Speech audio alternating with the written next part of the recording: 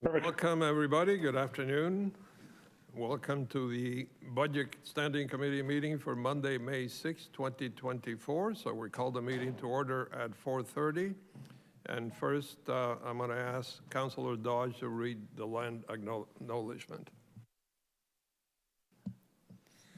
The land on which the Budget Committee meets today is the traditional territory of the Haudenosaunee and the Anishinaabe peoples, many of whom continue to live and work here today. This territory is covered by the Upper Canada Treaties and is within the land protected by the Dish with One Spoon Wampum Agreement. Today, this gathering place is home to many Indigenous peoples made up of First Nation, Inuit, and Métis. The Dish with One Spoon Wampum Agreement should remind us of our responsibility to ensure the Dish, the territories on which we live and work, is never emptied, and that we take care of the land and its inhabitants in a way that ensures its future sustainability. Thank you, Councillor Dodge. Chair's report is next. For Chair's report, I thought that we should address the process time-wise for the budget approval this year, and that's in one of the consent reports, which you probably read, obviously. But I thought for anyone else watching at home, if we could have the deputy clerk go over that process. So, thank you to the chair. Just one quick note, Councillor Ratzlaff is also participating online for those watching. So in terms of the budget readoption process, item 8.2 on the agenda tonight goes over the actual dates for the meetings and some information on what to expect at the dates in the fall. So there's one budget standing committee meeting scheduled for June. And then starting in September, council as a whole will meet to discuss the budget. That first meeting will be on September the 16th. After that, the plan is on October the 23rd at the council budget meeting. Staff will present the draft readoption budgets, which will be the readoption budgets for the 2025 and 2026 operating, capital, and water and wastewater budgets.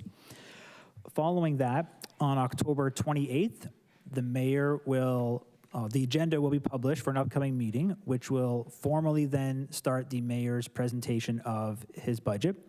So as of October 28th, the 30-day window for budget amendments will then begin. There is a council budget meeting scheduled for November 6th. At that meeting, the mayor will present his budget to the members of council, and members of the public will be able to make delegations to the budget at that time.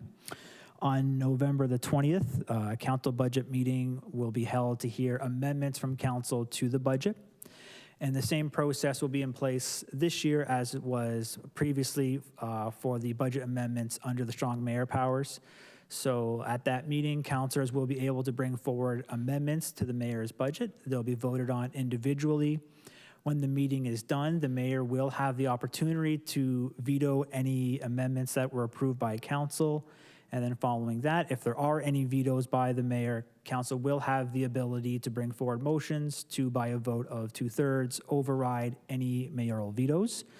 All of the dates and timelines are listed in the report, and as we do get closer to the actual budget readoption dates in the fall, we will reiterate these dates and times for the public and council so that they have that information as we get closer to those dates. Thank you, Mr. Deputy Clerk, and I want to point out that our Deputy Clerk is so knowledgeable, he's not even reading this. He knows this by heart.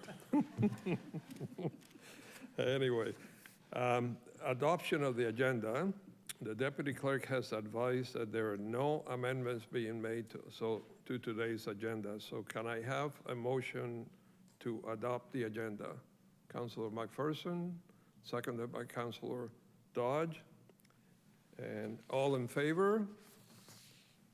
Is Councillor Ratliff in favor? Okay. So that is carried. So adoption of the minutes. There are no minutes to adopt because we haven't had a meeting for a while. So are there any declarations of pecuniary interest? Seeing none, just a reminder that if yes, councilors are required to submit written statements of declaration to the Deputy Clerk and Council Coordinator. So we will have a motion to move consent reports. So no reports have been requested to be moved from consent. So the motion is that the Budget Standing Committee approve the consent agenda as presented. Can I have a mover to approve the consent agenda? Councilor Dodge. We don't need a seconder, so I will ask the Deputy Clerk to read the consent agenda. So this afternoon's consent agenda is 8.1, Financial Management Services, Updated Budget Planning and Control Policy, 8.2, Legal and Clerk Services, 2024 Budget Standing Committee and Council Budget Meeting Dates, and 8.3, Legal and Clerk Services, Amended Terms of Reference for the Budget Standing Committee. So on the consent listing, Councilor Dodge, Yes. Councilor McPherson, Yes. Councilor Ratzlaff, Yes. and Chair Garcia, Yes. and that's carried. And just for clarification, so those three reports under consent are follow-up to the motion we passed at council requesting that any changes that were required because of the strong mayor powers be made. Other than that, those items remain the same. So we will move to discussion reports, and 9.1, Financial Management Services Director. The staff proposed Council, Community, and Priority Fund. So can I have a councilor move the staff recommendation?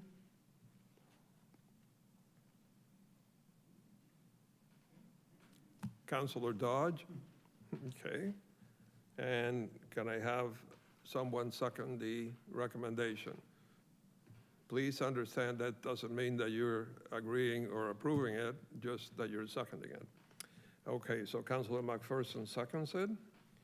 So the staff recommendation is that the staff proposed Council, Community, and Priority Fund policy in Appendix 1 of this report be approved. So number one, are there any questions on that report? Councilor Ratliff? See first? Yeah, Councilor Ratliff?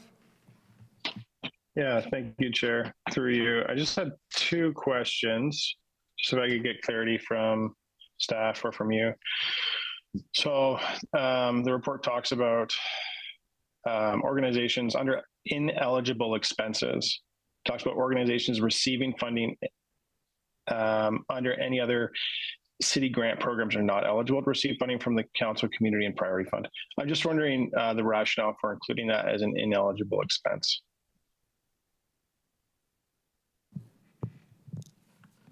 Sorry, Director? Thank you, through you, Mr. Chair, to the councillor. Staff have made that recommendation as it is a guiding principle that we try to follow here, that if an entity receives funding from one source from the city, that it's not eligible to receive funding from another source. And the rationale for that is that we want to ensure that we can assist as many organizations throughout the city as possible.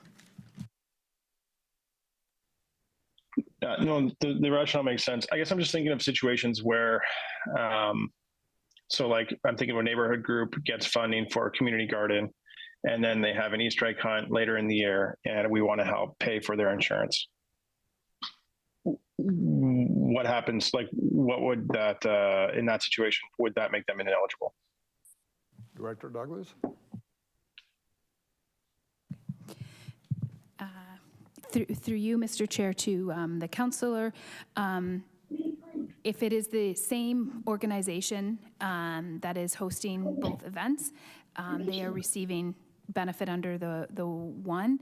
Therefore, under the way the policy is currently written, they wouldn't be eligible to receive funding for another initiative in that particular year. All right. Yeah, I guess, are there any other concerns? Like if we just took out that ineligibility clause, would there be, what kind of concerns would staff have?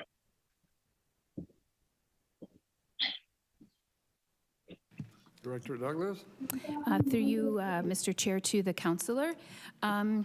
This, the intent of this policy is to be as flexible for council as possible. With regards to, I would say that their dollars are not overly significant to provide that are approved for this policy. Therefore, I think providing to the same organization for a couple, for more than one event, I think the intent is really to encourage new initiatives and projects. So therefore, I would say that staff would remain with its recommendation to not have organization receive benefit for more than one event. However, it is council's policy and it is a new policy, and if they choose to make a different decision, then that is their option. Yeah, I mean, I guess I just have concerns with that because, like, if we are trying to encourage new events, you know, you grassroots organizations often have a hard time scheduling their entire year, and so, you know, if there's a new event that comes up in the fall that you know would benefit from this support, but you know, maybe we paid for the insurance for an Easter egg hunt, or you know, a community garden got money. I think that yeah, I mean, I'd want to be able to pay, like, I want to be able to pay the insurance. So I mean, I'd like to move to scratch that ineligibility clause. I'd like to ask if we can add that amendment. And then before we do that, if I could maybe just ask one other question here. Sorry, you have another question? Yes. Yeah, through you, Chair. Maybe just before we put up that that amendment, if I can just ask one more question. So the other question just concerns, through you, Chair, it's at the last page, it talks about application. So eligible projects may be awarded at a minimum of $250 per project.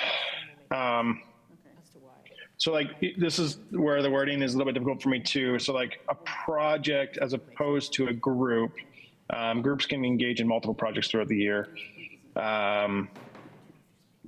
And so, you know, a minimum, so again, I'll use the example of the Easter egg hunt. There's really no fees except the insurance and the permit for the park. And like, I want to be able to say, like, if someone wants to have an event in the park, I want to be able to cover the insurance and the permit, but that's often less than $250. I mean, it actually comes close, but it's less than that. And so, you know, I guess it'd be nice to give them 250, but then they'd have to figure out what to do with that money. They'd have to get receipts and submit it. So I'm just wondering, in terms of the process. So if it's, so say they just submit receipts for the insurance and they purchase through the city, do they have to figure out how to spend that 250? If it's a minimum of 250, or how does that process work? Director? Thank you, through you, Mr. Chair, to the councillor. When staff was putting this policy together, we determined a minimum amount. Part of our rationale for that is to, just from an administrative standpoint, and looking at what some of the, you know, guiding principles of the policy are to, you know, ensure that we're looking at, you know, new initiatives and supporting new projects. However, if council feels that the minimum amount of 250 is too large, then they can make an alternative recommendation. I would say whatever we determine what the amount is, it would be an amount that would need to be spent on the particular project. Thank you, Director. Council? Do we then, so yeah, just a follow-up question then through you, Chair. Do we need a minimum? Director? Yes, thank you, through you, Mr. Chair, to the councillor. I would recommend that you would want some type of minimum, as you would want to ensure that the initiatives that you are supporting, you know, are of a certain level function or activity. But again, it would be, up to council. But having a minimum does assist with the administration side with regards to this fund.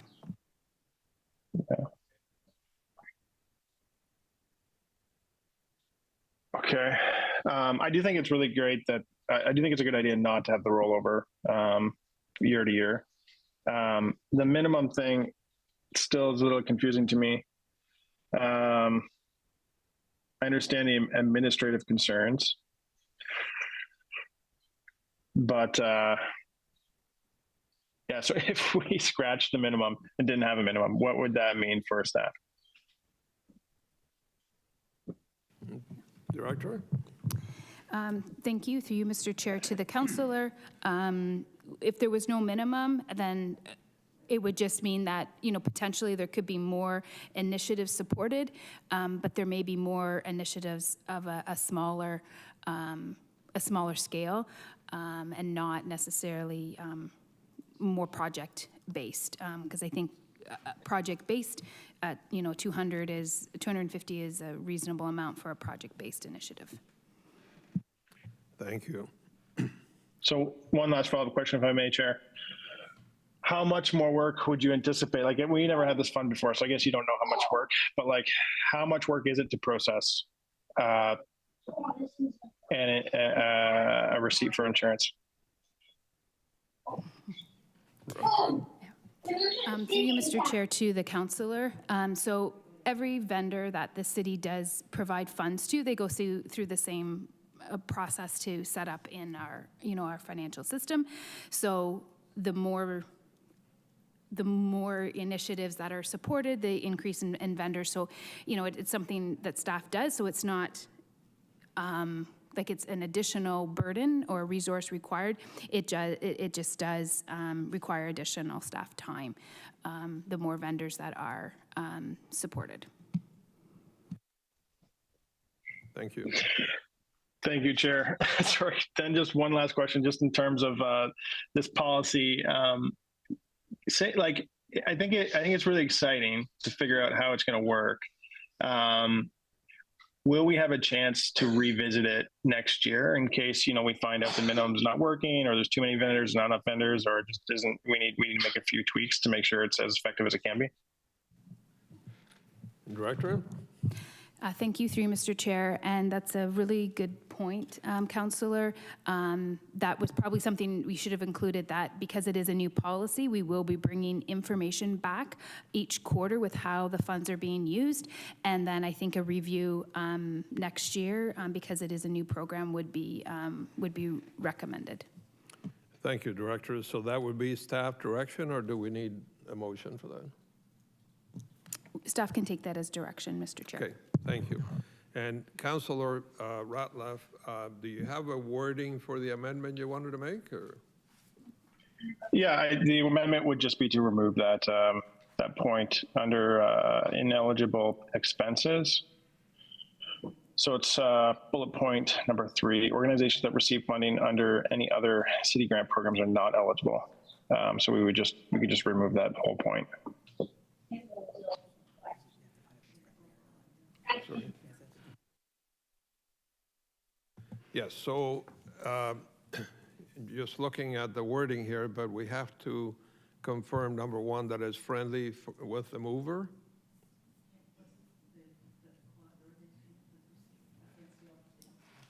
Yeah, I can't see it because of the... Yeah, so the wording is that the clause, organizations that receive funding under any other city grant programs are not eligible, that clause be removed from the policy. Yes, you can ask a question. Councillor McPherson, you have a question first? Thank you. Yes, so... But, sorry, before we start discussing this, Councillor Dodge, is that a friendly amendment so that we can discuss it? Mr. Chair, I was waiting to see what the answer was to Robin's question before I decide. Can I do that? Is that a procedural ability or not? At the discretion of the chair, we'll do that. Thank you. Councilor McPherson. Excellent.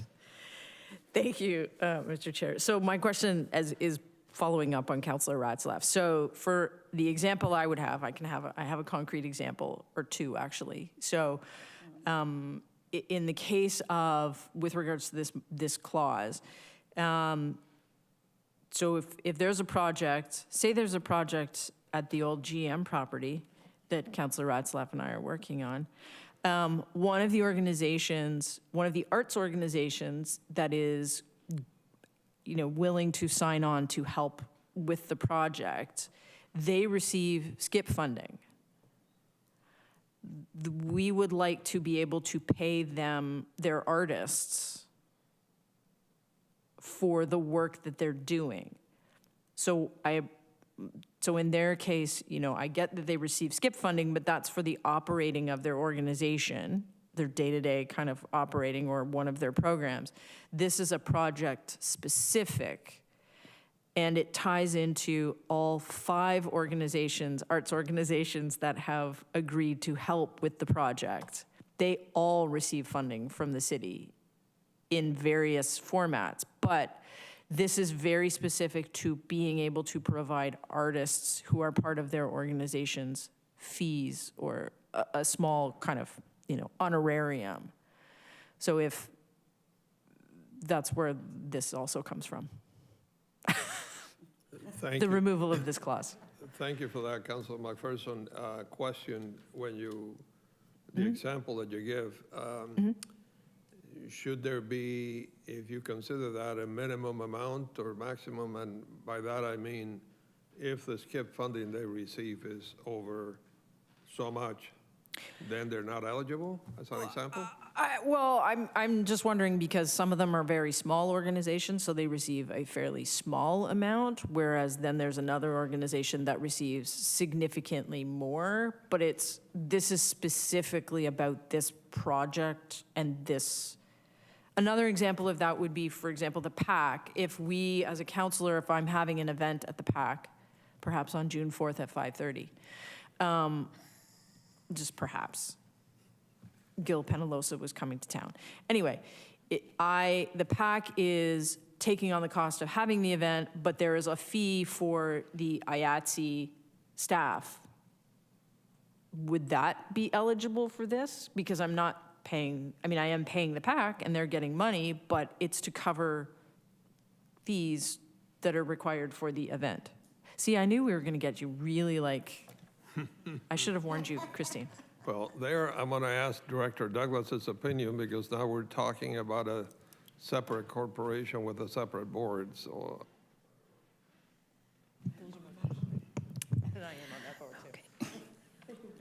Through you, Mr. Chair, to the councillor, I will attempt, and appreciating that, anything new, there's always some, nuances that need to be worked through. So with the intent, I would say that if you're looking at it being a new project, and it is to improve, beautify, a public space, I would say that is really one of the intents of this type of program. With regards to funding costs related to the PAC, I would say that, yes, they do receive their budget, but I do also appreciate that the business that they are in, and we do have other types of, city facilities that have spaces that are available to rent, and we want our community organizations to be able to use them. So it would be, in my opinion, you would be able to support an organization wanting to use one of the city facilities with the costs incurred at those facilities. Thank you. I knew she would have the answer. Absolutely. So I guess that's why I would support the removal of this, just because I think because it's such a new program, and I feel like there's going to be lots of questions kind of moving forward, if we remove this clause, it still has to pass through, there's still an approval process, so it's not like we're just going to be out there like spending cash and throwing it everywhere, that I would support removing this clause at this point. I mean, especially if we're revisiting it along the way. Thank you, Councillor. So I still have to ask Councillor Dodge, because I believe she was a mover, whether she would accept it as friendly.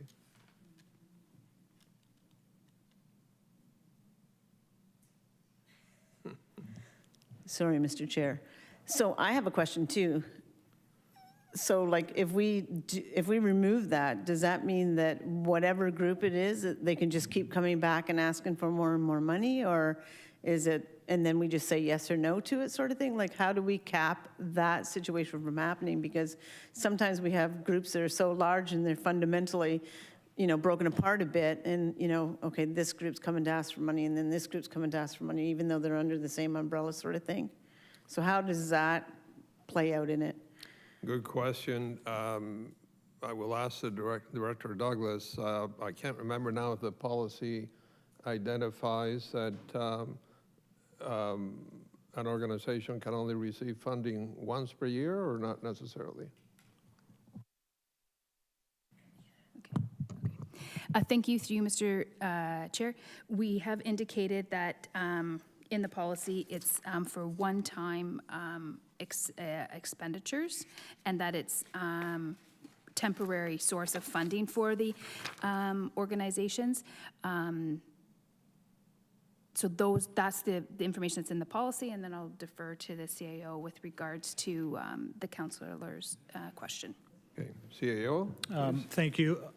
What I might suggest, because we can really get ourselves caught in the weeds of all the details of what ifs. Staff, we had put forward the ineligibility clause as an attempt not to have sort of that double dipping scenario.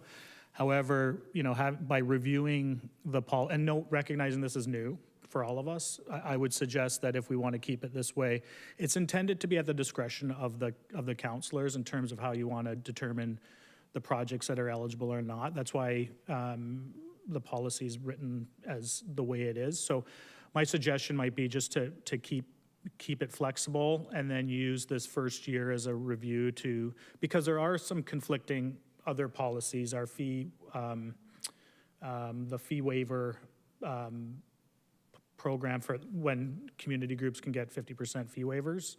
There may be some things that come up that might be in conflict, and I feel if we were to sort of allow the program to go the first year and identify what some of the challenges are, and then bring it back and then put a bit more robust details into the policy, and really use this as a year one sort of pilot to see what some of the challenges are.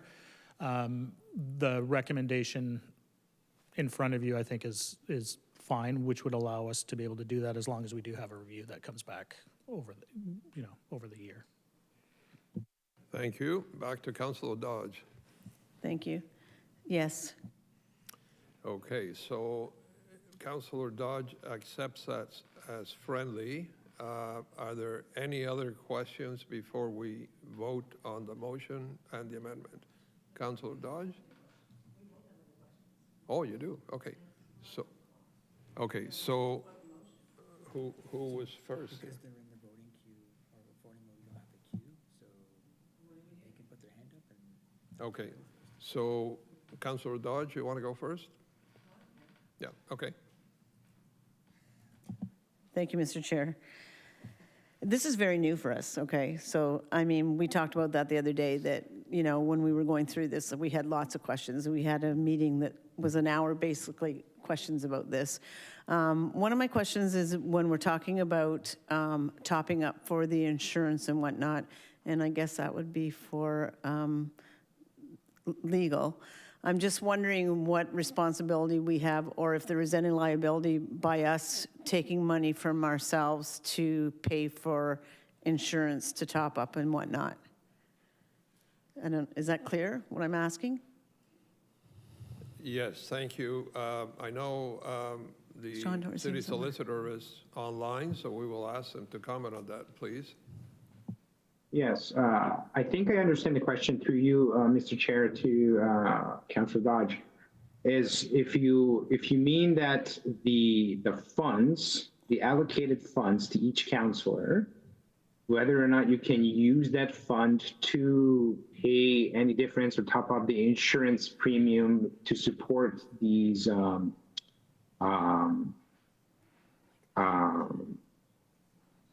community events. So I guess in the application to meet the objective, they would have to stipulate the purpose, the eligibility with respect to the procedure. I mean, if they are requesting funds for the purpose of topping up insurance requirements, that would be in the application which we would consider and make a decision over. So whether or not they can do it, I suppose the answer to that portion is that yes. And based on the decision at that time, as a case-by-case basis application, we would make that the decision on that when it comes in. Am I answering your question? Kinda. So I guess what I'm asking is, okay, so my $5,000, I have to give $1,000 for something to top up an insurance policy. So the money is essentially coming, I guess, from my council account. So is there a responsibility for me on that insurance ticket or whatever they give to them, because the money's coming from me to pay for that insurance? So what liability do I have, or does the city have, towards that event, because we're paying that portion of the insurance, what do you call it, rate? The premium, you mean? Yeah. So through the chair to the councillor, if a decision is made that it is an eligible objective for that money to be used for that part, then there wouldn't be liability on the city, because the insurance would be in place to cover, the policy would be covering the event. So it would be just the funding of the, what do you call it, the premium that would be essentially the money would be used for. So it wouldn't have an effect on the policy itself. So that I don't see any correlation with respect to liability and the policy of the insurance coverage. Thank you, Mr. City Solicitor. Yeah, I would say to Councilor Dodge that obviously the insurance is for a certain party, whether you're funding part of it or not. It's whoever the insurer is that would have any liability if there was some. Okay, and I'm okay with that. It's just that I'm kind of feel like if I'm putting my name to that because I'm donating that money for that, so am I on that insurance certificate as part of the, or we're nothing? Just money? Okay. So with respect to insurance certificates, we usually have the corporation as an entire entity as an additional insured. Okay. So with respect to the premium payments and the coverage, those are two different things. So if the entity, the community event, is eligible for the funds to be paid for the premiums of an insurance policy coverage, if the city is on as an additional insured, then it wouldn't be an issue. There wouldn't be personal liability on the counselor where the money came from. Okay, thank you for that. And then I just have one more question, because I did ask a lot of questions earlier about this. So because it's a policy, are we only going to be, we've all agreed that because we don't know what is going to be entailed in this, we have no idea what's going to come forward. So do we have to wait till the end of a year before we can look at the policy again? Or is there a way that we can open up and say, okay, you know what, this is happening and we think this is a good thing. Can we add it to the policy, or do we have to actually wait a year before we can review that again? Thank you for that question. I will look to Director Douglas, but I would say she's already stated that she's going to have quarterly updates. And I would think if she has a quarterly update that identifies a problem that should be dealt with, So we could make changes quarterly? that we could, I believe that's what she said. I heard her say, but I wasn't sure, she wasn't clear on whether we could make changes or if it was just going to be an update on what we had spent the money on. So that's why I'm asking for Yes, clarification. I don't think she said we could change the policy, but that she would update us quarterly. So I'm suggesting, and I will wait for her answer, that if something comes up in a quarterly update that clearly causes a problem for some councilors, that we could discuss it then. Through you, Mr. Chair, to the councillor, and I would support that direction.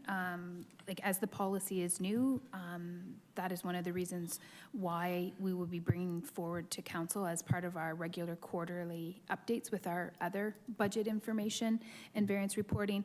And if there is, a challenge that we've encountered, then we would look to make recommendations.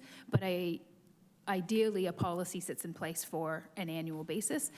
So hopefully, we've made it flexible enough so that we can roll with it for the year, but appreciating that there may be challenges because it is new, and we would be open to addressing those as we're bringing the updates to council. Okay, thank you. Councillor McPherson. Thank you, Mr. Chair. The question I have is about just the rationale about councillors, ward councillors not transferring funds to councillors outside their ward. And the reason, again, I'm asking is if you have like a large project that might benefit the whole city, or perhaps will impact the beautification of gateways to other parts of the city, other beautiful wards, if there's an opportunity, and I would think that these would be exceptions rather than regular, is that something that could, I'm not worried necessarily about taking it out, but is there an opportunity to say, be a bit more flexible with that? Director Douglas.